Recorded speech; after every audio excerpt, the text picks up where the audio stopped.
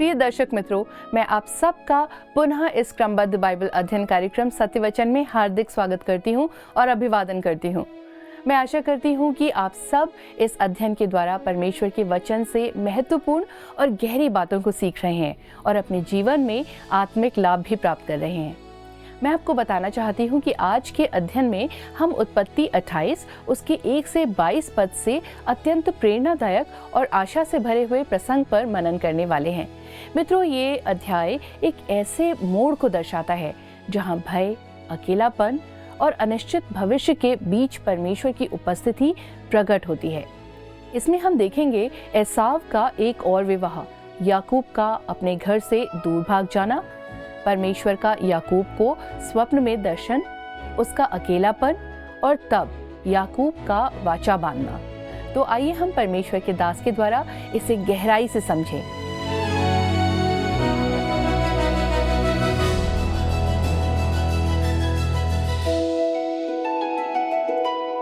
प्रिय मित्रों, आप सबको प्रभु यीशु मसीह में नमस्कार। आशा करता हूं कि इस अध्ययन के द्वारा आप आशीषित हो रहे हैं। इन दिनों हम उत्पत्ति की पुस्तक से अध्ययन कर रहे हैं और आज हम 28वें अध्याय से अपने अध्ययन को आरंभ करेंगे, जिसका विषय है बेतेल में परमेश्वर याकूब को दर्शन देता है और याकूब एक प्रतिज्ञा करता है। पिछले अध्याय में हमने याकूब को वह घिनौना कार्य करते देखा था जो शायद ही कोई मनुष्य करता। उसने यह काम अपनी माता के कहने पर किया। आपको ध्यान होगा दोस्तों कि कुछ लोग यह कहते हुए अपनी गलतियों पर पर्दा डालने का काम करते हैं कि बचपन में उन्हें माँ का प्रेम और स्नेह नहीं मिला। यकीन मानिए दोस्तों, याकूब ऐसा नहीं कह सकता था। याकूब प्रेम में बिगड़ा हुआ बच्चा था। जब उसे कोई गलत काम करने को कहा गया तब उसने वही किया जो उसे कहा गया। उसने अपने भाई से पहलौठे का अधिकार चुरा लिया या कहें छीन लिया था। उसे तो पहले से ही पहलौठे का अधिकार प्राप्त हो चुका था। उसके पिता के द्वारा आशीष देने की औपचारिकता पूरी करने की कोई आवश्यकता नहीं थी। जैसे अब्राहम ने इसहाक को आशीष नहीं दिया था, परंतु फिर भी परमेश्वर ने इसहाक को आशीष दिया था। उसकी चालाकी केवल अनावश्यक नहीं थी दोस्तों, परंतु परमेश्वर भविष्य में उससे इस कारण व्यवहार करेगा जो निश्चित है और उसे सिखाने का काम करेगा। रिबका ने जो योजना बनाई थी वह कपटपूर्ण और तार्किक थी। उस परिस्थिति में ऐसा करना संभवतः सही लग रहा था। उसने इसहाक को यह नहीं बताया कि वह याकूब को अपने भाई लाबान के पास एसाव के क्रोध से बचाने के लिए भेज रही है, लेकिन उसने यह जरूर कहा कि वह वहां उसके परिवार वालों में से ही अपने लिए पत्नी पसंद कर लेगा। मित्रों, हम इस अध्याय में देखेंगे कि याकूब अपना घर छोड़ता है। जब वह बेतेल को आता है, वहां परमेश्वर उसे दर्शन देता है और अब्राहम को की गई वाचा उसे भी बताता और सुनिश्चित करता है। आइए हम पढ़ते हैं उत्पत्ति 28 अध्याय उसका पद 1 लिखा है। तब इसहाक ने याकूब को बुलाकर आशीर्वाद दिया और आज्ञा दी, तू किसी कनानी लड़की से विवाह ना कर लेना। दोस्तों, संपूर्ण पुराने नियम में हम यह पाते हैं कि परमेश्वर नहीं चाहता कि परमेश्वर के लोग परमेश्वर से रहित लोगों के साथ कभी विवाह के संबंध में जुड़े। यही कारण है कि मैं विश्वास करता हूँ कि उत्पत्ति के 6वें अध्याय में जहाँ कहा गया है कि परमेश्वर के पुत्रों ने मनुष्य की पुत्रियों को देखा और उनसे विवाह किया, इसका अर्थ है कि परमेश्वर की धर्मी संतानों ने कैन की अधर्मी संतानों के साथ विवाह किया, जिसके परिणाम स्वरूप पृथ्वी पर जल प्रलय आया और केवल एक धर्मी मनुष्य और उसका परिवार बचाया गया जो नूह था। अंतरजातीय या अंतरधार्मिक विवाह हमेशा ही अधार्मिकता को बढ़ावा देता है। इस बात को ध्यान रखें। मैं चेतावनी के रूप में यह कह रहा हूँ। हम ऐसे समय में रह रहे हैं जब जवान बच्चे पुराने और बुजुर्ग प्रचारकों की सलाह मानना नहीं चाहते हैं। उन्हें लगता है कि वे कुछ नहीं जानते। यदि आप वास्तव में सच्चाई जानना चाहते हैं तो मैं आपको बता सकता हूँ। मैंने बहुतों को परामर्श दिया है। कुछ जोड़े आकर सलाह ले चुके हैं। मैंने बहुत से लोगों को परामर्श दिया है। कुछ जोड़े आकर सलाह ले चुके हैं। मैंने बहुत करीबी से उन्हें और उनके जीवन को देखा है। हर कहानी कुछ एक समान नहीं होती है। जवान लड़का या लड़की कहते हैं कि उसे उपयुक्त व्यक्ति मिल गया है जिससे वह विवाह करना चाहता है या चाहती है। वह व्यक्ति विश्वासी नहीं है, उसके बाद भी वे उससे विवाह करके उसे प्रभु में लाना चाहते हैं। जवान बच्चे ऐसा सोचते हैं। जवान बच्चे, क्या मैं आपसे कह सकता हूँ कि यदि आप उससे विवाह करने के पहले प्रभु यीशु मसीह में नहीं ला पाते हैं तो आप विवाह के बाद कभी भी उसे प्रभु यीशु में नहीं ला पाएंगे। परमेश्वर ही ऐसे प्रभु के जानने वाले जवानों को इस प्रकार प्रभु को ना जानने वाले लोगों से विवाह करने से बचा सकता है। इसका अंत सदा ही दुखद होने जा रहा है या होता है। मैंने बहुत से ऐसे विवाहों को असफल होते देखा है दोस्तों, परंतु किसी को सफल होते शायद तक अभी नहीं देखा है। आप परमेश्वर की बातों को झूठी नहीं ठहरा सकते। परमेश्वर ने अपने पूरे वचन में इस बात को स्पष्ट किया और बताया है कि विश्वासी का अविश्वासी के साथ कोई मेल नहीं है। एक विश्वासी को अविश्वासी के साथ विवाह के बंधन में नहीं बंधना चाहिए। 2 कुरिन्थी 6वां अध्याय पद 14 में लिखा है, अविश्वासियों के साथ असमान जुए में ना जुटो, क्योंकि धार्मिकता और अधार्मिका क्या मेल जोल, या ज्योति और अंधकार की क्या संगति। दोस्तों, नए नियम में विश्वासियों को स्पष्ट चेतावनी दी गई है कि वे अविश्वासियों के साथ असमान जुए में ना जुटें। इसका मतलब विवाह से है। आप किसी एक मंच पर एक अविश्वासी के साथ बैठकर उस अविश्वासी के साथ असमान जुए में कभी नहीं जुटते हैं।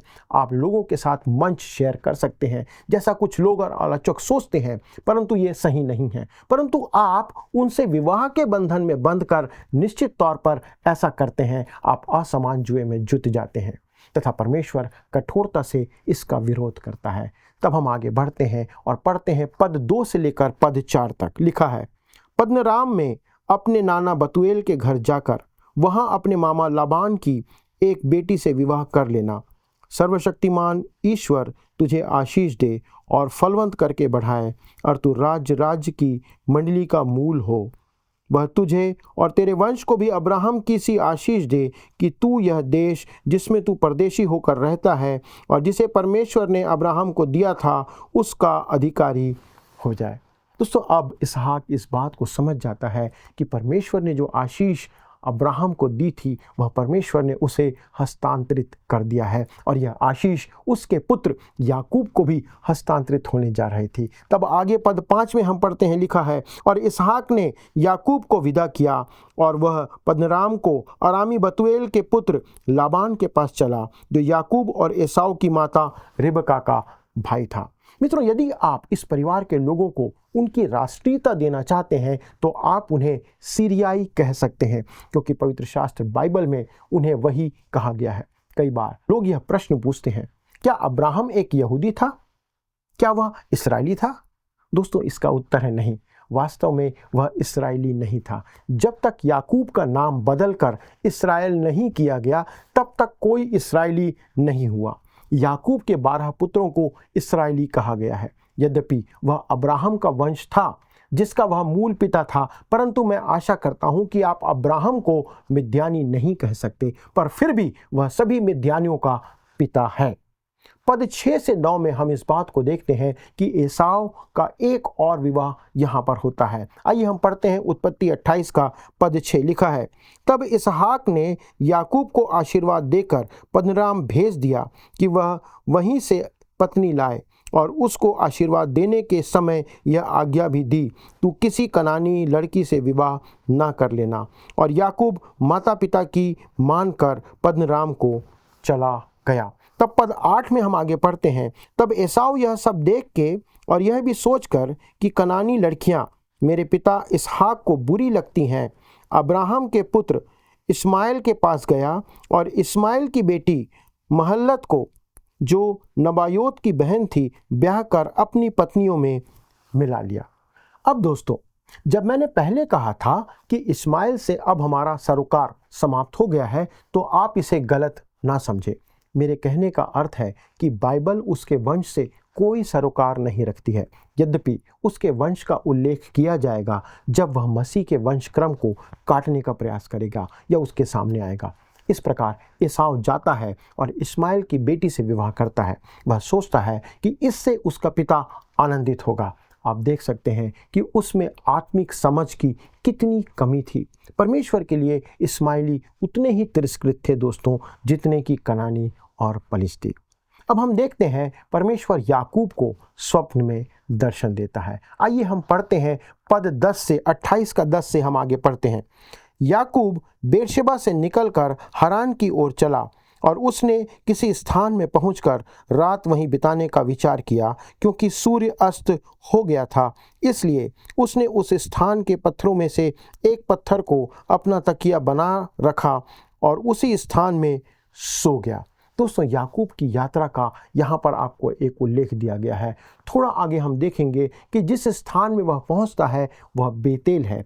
वास्तव में उसका अर्थ है परमेश्वर का घर। बेतेल यरूशलेम के उत्तर दिशा में करीब 18 किलोमीटर की दूरी पर स्थित है तथा वह घर जिसे याकूब ने छोड़ा था वह संभवतः यरूशलेम के दक्षिण में करीब 40 से 45 किलोमीटर दूर स्थित था। इसका अर्थ ये हुआ कि उस पहले दिन याकूब ने करीब 60 किलोमीटर की दूरी तय करते हुए अपनी यात्रा को पूरी किया था। आप देख सकते हैं कि वह एसाव से डरकर भाग रहा था। वह उससे जितना अधिक दूर जा सकता था वह जाना चाहता था, परंतु वह जितना अधिक एसाव से दूर भाग रहा था वह उतना ही अपने घर से भी दूर चला जा रहा था। दोस्तों, आप क्या सोचते हैं कि उस रात वह कैसा महसूस कर रहा होगा? निश्चित तौर पर वह अकेलापन महसूस कर रहा था। उसे अपने घर की याद आ रही होगी। जैसा वचन में हम पढ़ते हैं, अपने घर से दूर यह उसकी पहली रात थी। मित्रों, क्या आपको अपनी वो पहली रात याद है जिसे आपने पहली बार अपने घर से बाहर बिताई थी?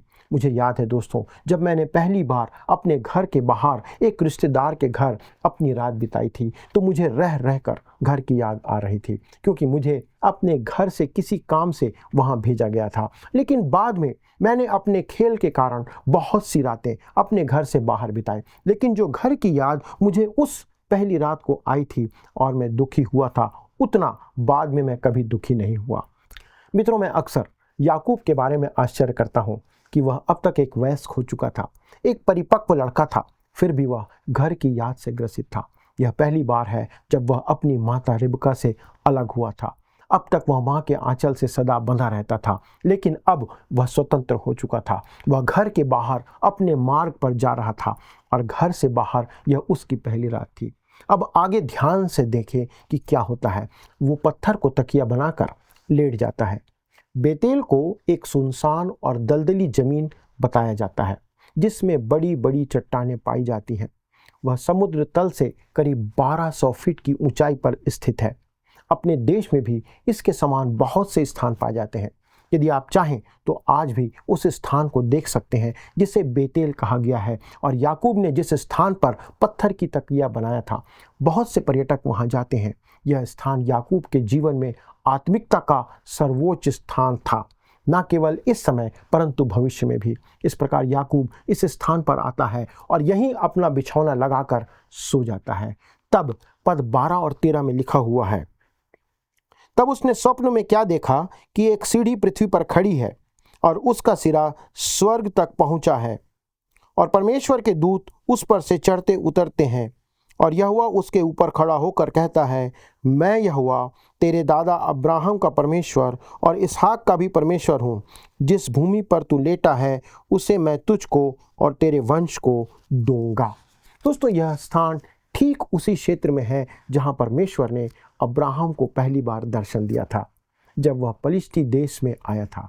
इसके आगे पद 14 में पढ़ते हैं, और तेरा वंश भूमि की धूल के किनकों के समान बहुत होगा और पश्चिम पूरब उत्तर दक्षिण चारों ओर फैलता जाएगा, और तेरे वंश के द्वारा पृथ्वी के सारे कुल आशीष पाएंगे।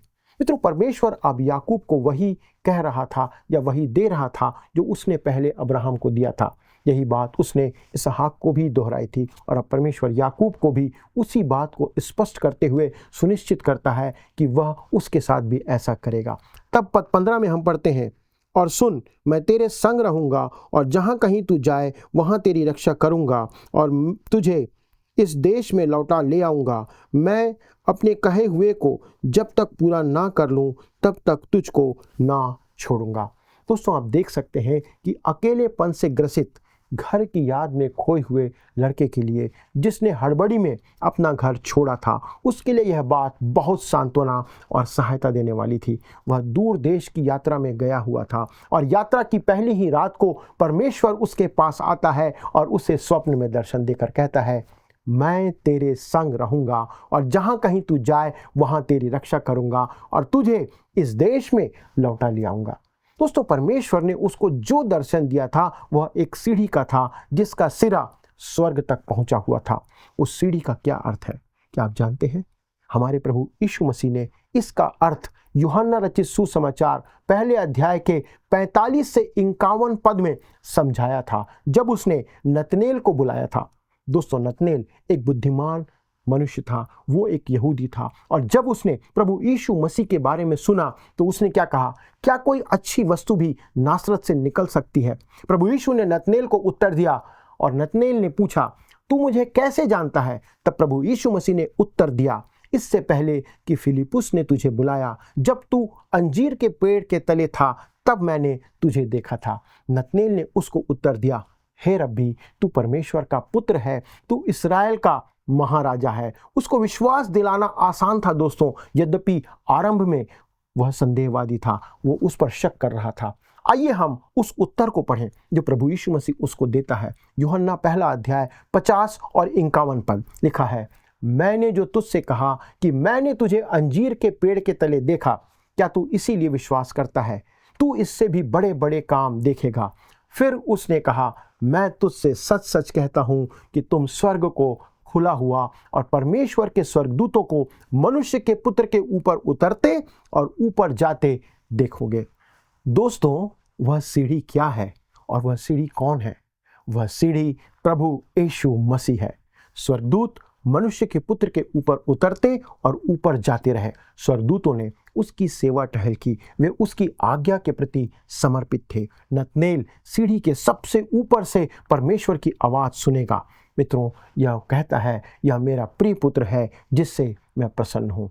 मेरे प्रिय मित्रों, आज परमेश्वर मानव जाति से प्रभु यीशु मसीह के द्वारा बातें करता है और कर रहा है। हम पिता परमेश्वर के पास सीधे कभी नहीं जा सकते। मैं कहीं ना कहीं लोगों की गवाही में इस बात को कहते सुनता हूँ। वे कहते हैं, जब मेरा जीवन बदला मैं सीधे पिता के पास पहुँच गया, अब मैं सीधे परमेश्वर के पास पहुँच सकता हूँ, जा सकता हूँ।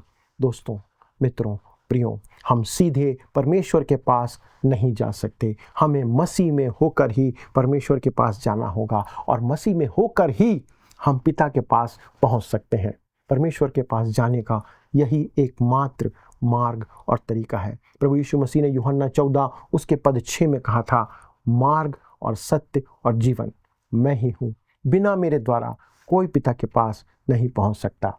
प्रभु यीशु मसीह स्वयं ही सीढ़ी है।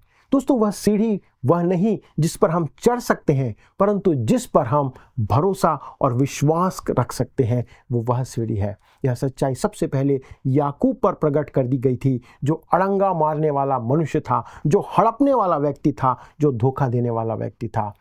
नतनेल के बारे में प्रभु यीशु मसीह ने कहा था, यह सचमुच इस्राएली है, इसमें कपट नहीं, जिसका अर्थ है कि वो याकूब नहीं था, वो याकूब के समान नहीं था, उसमें याकूब के गुण नहीं थे। नतनेल एक बुद्धिमान और विनोदी प्रवृत्ति का व्यक्ति था, परंतु वह याकूब के समान धोखेबाज नहीं था। परंतु याकूब के साथ परमेश्वर को कड़ाई से व्यवहार करना पड़ा। परमेश्वर ने उसे अद्भुत और महिमामय प्रतिज्ञा दी थी, परंतु याकूब को बहुत कुछ सीखना अभी बाकी था। मित्रों, क्या हम सभी के लिए भी यह सच नहीं है? इसमें कोई बड़ी बात नहीं कि परमेश्वर को हमें भी या हमारे साथ भी कड़ाई से पेश आना पड़े, हमें कड़ाई के साथ कुछ सिखाना पड़े, हमें सुधारने और अनुशासित करना परमेश्वर को इस प्रकार से पड़े। वह हर एक पुत्र की ताड़ना करता है जिससे वह प्रेम करता है, जिसे वह प्राप्त करता है। वह हमें अनुशासित करना चाहता है। उसने अब्राहम और इसहाक की ताड़ना किया, अब वह याकूब की भी ताड़ना करने जा रहा था। अब तक सब कुछ याकूब की इच्छा के अनुसार चल रहा था। एक बार हमें एक पति और पत्नी के द्वारा से प्रार्थना का निवेदन प्राप्त हुआ कि उनका 2 साल का छोटा बेटा एक रात को खो गया है। उस समय तक सब कुछ उनके अनुसार चल रहा था। वे किसी कलीसिया के सदस्य तो थे, परंतु वे ढोंगी और पाखंडी थे। आज भी कलीसिया में ऐसे बहुत से सदस्य तो हैं, परंतु वे व्यक्तिगत रूप से प्रभु यीशु मसीह को नहीं जानते हैं। उन्होंने उसे अपना उद्धारकर्ता अब तक नहीं माना है। ऐसे लोगों को प्रभु को हिलाने या झंझोड़ना पड़ता है। वह उनके जीवन में समस्याएं आने देता है कि वे अनुशासित किए जाएं। प्रभु हमें विश्वास में दृढ़ और मजबूत होने के लिए बल प्रदान करना चाहता है कि हम कठिन समय में भी परमेश्वर पर भरोसा रख सके और उसके लिए खड़े हो सके। याकूब को तो अभी लंबी यात्रा तय करना था। इसी बात को देखिए, आगे पद 16 और 17 में लिखता है और कहता है, तब याकूब जाग उठा और कहने लगा, निश्चय इस स्थान में यहोवा है और मैं इस बात को ना जानता था। और भय खाकर उसने कहा, यह स्थान क्या ही भयानक है, यह तो परमेश्वर के भवन को छोड़ और कुछ नहीं हो सकता, वरन यह स्वर्ग का फाटक ही होगा। पवित्र शास्त्र बाइबल का यह अंश बहुत से लोगों के द्वारा कलीसिया की स्थापना के समय प्रायः उपयोग किया जाता है। जैसा लिखा है, यह स्थान क्या ही भयानक है। दोस्तों, अब यदि आप किसी भवन का उद्घाटन कर रहे हैं, किसी के घर का उद्घाटन कर रहे हैं या किसी चर्च का उद्घाटन कर रहे हैं, तब आप इस वचन को पढ़कर यदि कहते हैं कि यह स्थान क्या ही भयानक है, दोस्तों, तब घर का मालिक या पास्टर आपसे इतना क्रोधित हो जाएगा और आपको उसे जीवन भर यह समझाने में लगेगा कि वह स्थान भयानक केवल याकूब जैसे लोगों के लिए, पापियों के लिए और उसके प्रकार के लोगों के लिए होता है जो परमेश्वर से दूर भाग रहे होते हैं, पर आपके लिए नहीं, जो उससे प्रेम करते हैं, उसके प्रति आज्ञाकारी हैं। दोस्तों, ये है अंतर। सभी पापियों के लिए परमेश्वर का प्रत्येक भवन, चर्च भवन एक भयानक स्थान होगा और होना चाहिए जो परमेश्वर से दूर भाग रहे हैं। यही वह स्थान है दोस्तों, जहां पापी जन उस सीढ़ी के द्वारा, प्रभु यीशु मसीह के द्वारा जो स्वर्ग से भेजी गई है, परमेश्वर से मेल मुलाकात कर सकते हैं। परमेश्वर के सामने आमने वे आ सकते हैं, जो केवल प्रभु यीशु मसीह के द्वारा से होता है। जब याकूब अपने घर से भाग रहा था या भाग गया, उसके पास परमेश्वर के प्रति एक सीमित दृष्टिकोण और नजरिया था। वो सोच रहा था कि जब वह अपने घर से भाग रहा था तब परमेश्वर से भी दूर भाग रहा है, परंतु उसने पाया कि उसने परमेश्वर को अपने घर पर छोड़कर नहीं आया था। वह चौंक गया और चौंक कर कहता है, निश्चय इस स्थान में यहोवा है और मैं इस बात को ना जानता था। दोस्तों, याकूब उसके साथ जो एक वाचा बांधी जाती है, पद 18 में हम इस बात को पढ़ते हैं, भोर को याकूब उठा और अपने तकिया का पत्थर लेकर उसका खंबा खड़ा किया और उसके सिरे पर तेल डाल दिया। दोस्तों, 19 पद में लिखा है आगे, उसने उस स्थान का नाम बेतेल रखा, पर उस नगर का नाम पहले लूज था। दोस्तों, अब सुनिए याकूब क्या कहता है। अभी उसे बहुत कुछ सीखना बाकी है, जिसका प्रमाण पद 20 और 21 में हमें पढ़ने को मिलता है। कहता है, तब याकूब ने यह मन्नत मानी, यदि परमेश्वर मेरे संग रहकर इस यात्रा में मेरी रक्षा करे और मुझे खाने के लिए रोटी और पहनने के लिए कपड़ा दे और मैं अपने पिता के घर में कुशल क्षेम से लौट जाऊं, तो यहोवा मेरा परमेश्वर ठहरेगा। दोस्तों, वह क्या कह रहा था? परमेश्वर के साथ वाचा नहीं, वो व्यापार कर रहा था, एक सौदा कर रहा था। वो कह रहा था, यदि परमेश्वर मेरे संग रहकर ऐसा करे, परंतु परमेश्वर ने तो पहले ही कह दिया था कि मैं यह सब कुछ तेरे लिए करूँगा, तुझे सुरक्षित वापस ले आऊँगा और तेरे पिता के घर वापस लाकर तुझे वो भूमि, सब कुछ तुझे और तेरे वंश को दूंगा। उसके बाद भी याकूब परमेश्वर के साथ सौदा करते हुए कहता है, यदि परमेश्वर मेरे साथ रहे तब मैं उसकी सेवा करूंगा। दोस्तों, परमेश्वर हमारे साथ ऐसा सौदा कभी नहीं करता। उसने याकूब के साथ भी उस प्रकार सौदा नहीं किया। यदि परमेश्वर ने ऐसा किया होता तो याकूब कभी अपने पिता के घर और अपनी जन्मभूमि पर वापस नहीं आ सकता था। परमेश्वर ने उसे अपनी दया और अनुग्रह के कारण वापस लाया। जब अंत में याकूब बेतेल पर वापस आया, तब वह पहले से बुद्धिमान मनुष्य बन चुका था। क्या आप जानते हैं कि वह क्या करने को वापस आया था? मित्रों, वह परमेश्वर की दया के लिए, उसकी आराधना, उसकी महिमा करने के लिए वापस आया था, क्योंकि परमेश्वर उस पर उस पूरे समय में दौरान उसके बीच में दयावंत बना रहा था। आज भी बहुत से ऐसे लोग हैं जो ऐसा कहते पाए जाते हैं, यदि परमेश्वर मेरे लिए ऐसा करेगा तो मैं भी परमेश्वर के लिए ऐसा करूंगा। मित्रों, आप उसके लिए कुछ नहीं कर सकते, आप उसके बदले में कुछ भी उसे दे नहीं सकते। परमेश्वर इस प्रकार सौदा नहीं करता है। परमेश्वर बदले में बिना कुछ मांगे आप पर अपनी दया, अपना अनुग्रह प्रकट करता है। परंतु परमेश्वर यह अवश्य कहता है आपसे, मुझसे, सभी से, यदि तुम मुझसे प्रेम रखते हो, अगर तुम सच में मेरी सेवा करने चाहते हो, मित्रों, यह प्रेम का बंधन है। This is a bondage of love. दोस्तों, यह उस प्रकार का प्रेम है जो एक माँ अपने बच्चे के लिए रखती है। वह अपने बच्चे की दासी बन जाती है, उसकी सेविका बन जाती है। परमेश्वर आपको और मुझे इसी प्रकार से देखना चाहता है। तब अंतिम पद 22 में कहता है, और यह पत्थर जिसका मैंने खंभा खड़ा किया है परमेश्वर का भवन ठहरेगा, और जो कुछ तू मुझे दे उसका दशमांश मैं अवश्य ही तुझे दिया करूँगा। दोस्तों, इस प्रकार याकूब ने उस पत्थर का खंभा खड़ा किया। अब भी वह परमेश्वर के साथ सौदा कर रहा था। और हम में से कितने ऐसे हैं, आप में से कितने ऐसे हैं जो आज भी परमेश्वर के साथ इसी प्रकार सौदा कर रहे हैं। मित्रों, परमेश्वर प्रभु यीशु मसीह में होकर केवल आपका पिता बनना चाहता है, जो आपसे केवल प्रेम और समर्पण की मांग करता है, किसी सौदे या डीलिंग की नहीं। मित्रों, क्या आप परमेश्वर के साथ अब तक सौदा करते आ रहे हैं? आइए हम अपने पिता के पास केवल एक संतान, एक पुत्र, एक पुत्री की हैसियत से आ जाएं और परमेश्वर से क्षमा मांगे। क्या आप आज इसके लिए तैयार हैं? दोस्तों, आज अपने जीवन में आप परमेश्वर के सामने इसी रीति से आ सकते हैं, एक संतान के रूप में। आइए दोस्तों, हम परमेश्वर को धन्यवाद दें कि उसने हमें ऐसी शिक्षा प्रदान किया। प्रभु आप सभी को आशीष दे। अगले प्रसारण तक परमेश्वर का प्रेम, उसकी उपस्थिति, उसकी आज्ञा आपके साथ बनी रहे। प्रभु आपको, आपके पूरे परिवार को आशीष दे। प्रिय मित्रों, मुझे आशा है कि आप सब आज के अध्ययन के द्वारा अवश्य ही आशीषित हुए हैं और जीवन के लिए महत्वपूर्ण बातों को भी सीख पाए हैं। हमने एसाव के विवाह को देखा और जाना कि परमेश्वर अन्य जाति विवाह से प्रसन्न नहीं होते हैं और हमें भी अन्य जाति विवाह की अनुमति परमेश्वर नहीं देते हैं। हमने याकूब के जीवन को भी देखा। मित्रों, आइए हम इस अध्ययन की बातों को अपने जीवन की यात्राओं में पालन करें और परमेश्वर को प्रसन्न करने वाले जीवन जिएं, ताकि हमारे जीवन से परमेश्वर को महिमा प्राप्त हो सके।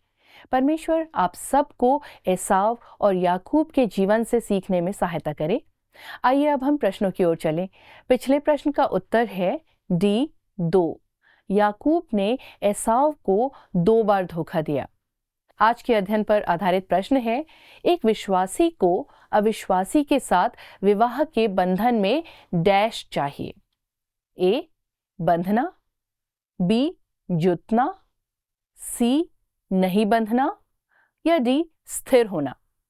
मित्रों, इस प्रश्न का उत्तर हमें कल सुबह 6 बजे से पहले विकल्प ए, बी, सी या डी के साथ अपना नाम, पता, स्थान के साथ 9651433397 96514 33397 पर SMS या WhatsApp करें। मित्रों, यदि आप इस अध्ययन को दोबारा सुनना चाहते हैं तो स्क्रीन पर दिए वर्ड रिसाउंड्स टुडे हिंदी लिखकर आप हमारे YouTube पर सुन सकते हैं।